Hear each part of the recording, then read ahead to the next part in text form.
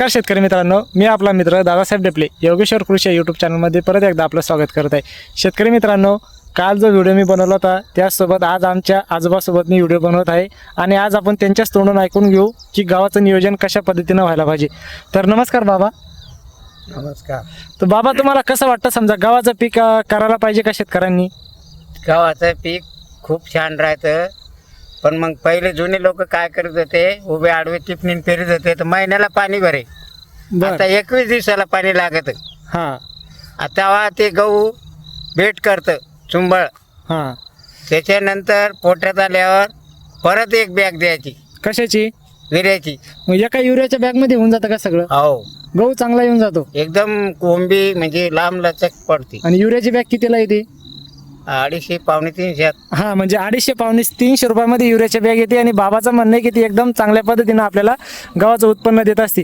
मग बाबा, सध्याच्या म्हणजे आज रोजी जर बघितलं तर खूप साऱ्या ठिकाणी गहू पिवळा पडत आहे. त्याचं कारण काय आहे? जास्त पाणी दिल्यामुळे. हां, म्हणजे जास्त पाणी आज शेतकरी देत आहे. हो, हां, तर समजा आणि किती दिवसाला पाणी द्यायला पाहिजे आपण? 21 दिवसाला. म्हणजे बाबाचं म्हणणं आहे की पूर्वी जेव्हा तुमच्या काळामध्ये जेव्हा शेती व्हायची, गहू पीक व्हायचं, तेव्हा किती दिवसाला पाणी देत असं? एका महिन्यानं. एका महिन्याने. हो. समजा 20 ते 21 दिवसाला तुम्ही म्हटले तसे. हो, तर त्यावेळेस जर आपण एवढ्या दिवसाचा जर गॅप ठेवला तर कशा पद्धतीनं समजा गहू पीक येत असतं? आता यंत्रणा कसं झाला, यंत्र थोडं वर गहू पडतो ना, हां, त्याच्यामुळे 21 दिवसाला पाणी द्यावं लागतं. आता बरं.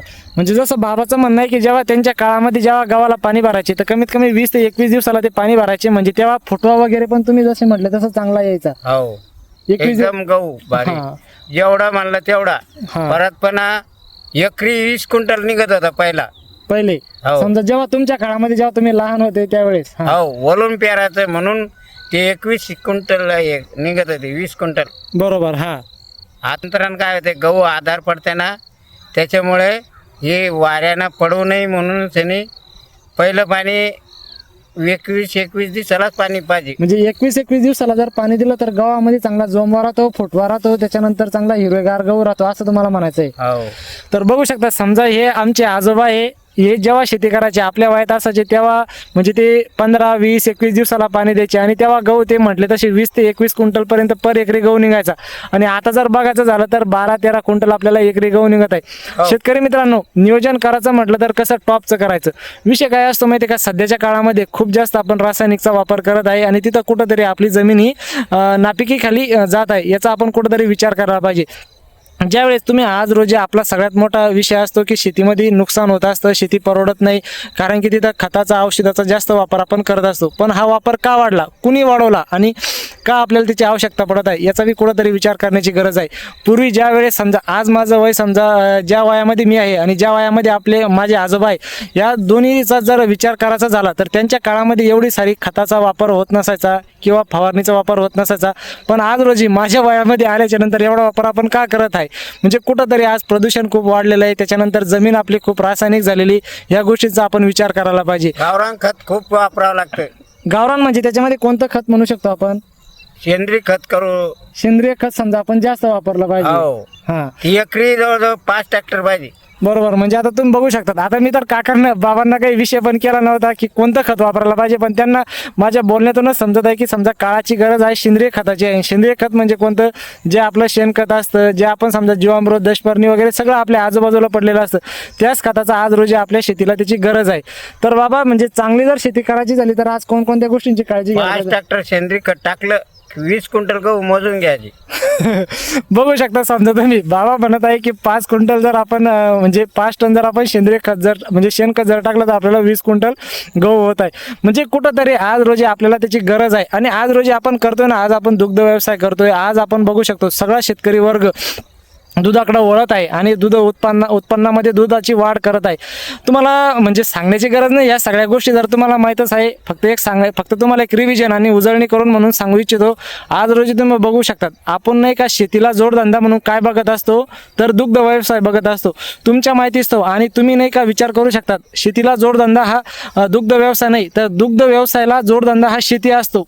परंपरागत शेतीमध्ये जर तुम्ही बघितलं ना तर आपली शेती ही शेणखतावर चालत असते आणि शेणखताला म्हणजे म्हणजेच दुग्ध व्यवसायाला जोड व्यवसाय म्हणजे आपली शेती राहत असते. हे आज आपण कुठेतरी विसरलेलो आहे. हे आपण खूप आज विचार करण्याची गोष्ट आहे की आपल्या दुधाला जोडधंदा ही शेती आहे, हे आपण विसरलेलो आहे आणि शेतीला आपण जोडधंदा म्हणून दुग्ध व्यवसाय समजत आहे. कुठेतरी विचार करण्यासारखी गोष्ट आहे आणि आपल्या सगळ्या शेतकरी वर्गाने या गोष्टीचा विचार करायला पाहिजे.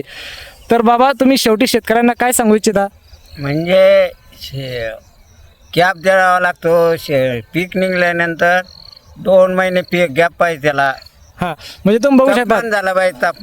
तापमान म्हणजे जमीन तळली पाहिजे बा, हो. जमीन वाळली पाहिजे. हो. आज तुम्ही बघू शकता सध्याचं जे युग आहे, आपण नाही का लगेच लागोपाठ आपल्याला पीक घ्यायची सवय झालेली आहे. आपण 2-2 महिन्याचे 2.5 महिन्याचे पीक एका वर्षामध्ये आपण 3-3, 4-4 पीक घेत आहे. पण तुम्हाला सांगू इच्छितो, कारण की हे करत असताना, कारण की जमीन पण एक सजीव आहे, तिला पण एक जीव आहे. आपण जर नुसतं दिवसभर खातच राहिलो तर आपण जगणं आपलं अवघड होऊन जाईल. तर बाबांचं जसं म्हणणं आहे की बाबा, जेव्हा पण तुम्ही उत्पन्न घेत असाल किंवा शेती करत असाल तर ती तापणं पण गरजेची आहे, तिला वेळ पण देणं गरजेचं आहे. कमीत कमी एका पिकामध्ये बाबांचं म्हणणं आहे की 2 ते 3 महिन्याचा तिथं गॅप ठेवणं बी गरजेचं आहे. कारण की जमिनीमधले जे अन्नद्रव्य असतात, जे सेंद्रिय घटक असतात, त्याला पण एक आराम पाहिजे. किंवा ज्यावेळेस आपण पेरणी करत असतो किंवा दुसरं पीक घेत असतो तर त्यावेळेस ते एकदम चांगल्या पद्धतीने वाढत असतं. पीक यावं लागतं त्या. हा, तर बाबाचं म्हणणं आहे की बाबा वर्षभरात जर आपण 2 पिकं घेतलं तर एकदम आपल्याला वर्षभराचं ते उत्पन्न देऊन जातात. म्हणजे एकदम चांगल्या पद्धतीने आपल्याला तिथं शेती पण चांगली करता येते. जर आपण परत जर शेती घेत राहिलो तर ती जमिनीचा पण एक जीव असतो आणि तिथं पण तिची एक सहन करण्याची क्षमता असते की ती तिथं करू शकत नाही. तर चला, धन्यवाद बाबा, तुम्ही वेळात वेळ काढून आम्हाला वेळ दिल्याबद्दल धन्यवाद. आणि आमच्या शेतकऱ्यांना तुम्ही चांगल्या पद्धतीनं मार्गदर्शन केलेलं आहे, त्यामुळे तुमचं परत एकदा धन्यवाद. तर चला शेतकरी मित्रांनो, अशाच पद्धतीनं नवीन व्हिडिओविषयी आणि नवीन तंत्रज्ञानाविषयी व अजून नवीन आपण जुने शेतकरी आणि नवीन शेतकऱ्यांची मुलाखत घेणारच आहोत आणि त्यांच्या तोंडून आपण ऐकणार आहे की शेती कशा पद्धतीने केली जात होती आणि कशा पद्धतीनं करायला पाहिजे. या सगळ्या गोष्टींची माहिती तुम्हाला या योगेश्वर कृषी युट्यूब चॅनलच्या माध्यमातून तुम्हाला 100% मी तुमच्यापर्यंत पोहोचण्याचा प्रयत्न करत राहील. अशाच पद्धतीनं नवीन व्हिडिओशी जाणून घेण्यासाठी तुम्ही आमच्या चॅनलला सबस्क्राईब करू शकता. लोक वलून पेरत होते म्हणून गवत होत नव्हते.